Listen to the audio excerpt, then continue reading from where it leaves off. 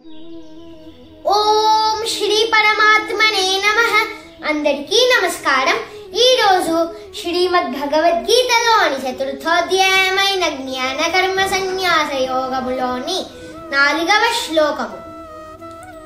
అర్జున ఉవాచ అపరం భవతో జన్మ పరం జన్మ వివస్వతః కథమేతద్విజానీయాం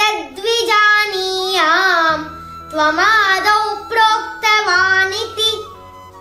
భవ అర్జునుడు శ్రీకృష్ణుడితో ఇలా అన్నాడు, నీవు వివస్వానుడి తరువాత ఎంతో కాలానికి పుట్టావు. మరి నీవు అతనికి ఈ విద్యను ప్రారంభంలోనే ఉపదేశించావు.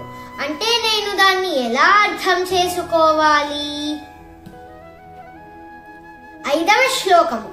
శ్రీ భగవానువాచ బహూని మే వ్యతీతాని జన్మాని తవ చార్జున తాన్యహం వేద సర్వాణి నత్వం వేత్థ పరంతప. భవ శ్రీకృష్ణ భగవానుడు అర్జునుడితో ఇలా అన్నాడు, మన ఇద్దరికి ఎన్నో జన్మలు గడిచినవి. ఓ అర్జున, నీవు వాటిని మర్చిపోయావు, కానీ అవన్నీ నాకు జ్ఞాపకమున్నాయి. ఓ పరంతప. 6వ శ్లోకము.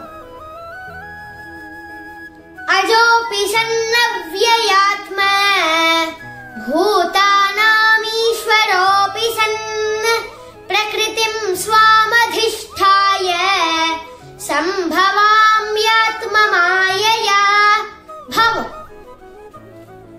శ్రీకృష్ణుడు అర్జునుడితో ఇలా పలికెను, నేను పుట్టుక లేని వాడినయ్యుండి కూడా, సమస్త జీవులకు ప్రభువునయ్యుండి కూడా, నాశనము లేని వాడినయ్యుండి కూడా నేను ఈ లోకంలో నా యోగమాయా దివ్య శక్తిచే అవతరిస్తుంటాను. ఓం శ్రీ పరమాత్మనే నమః.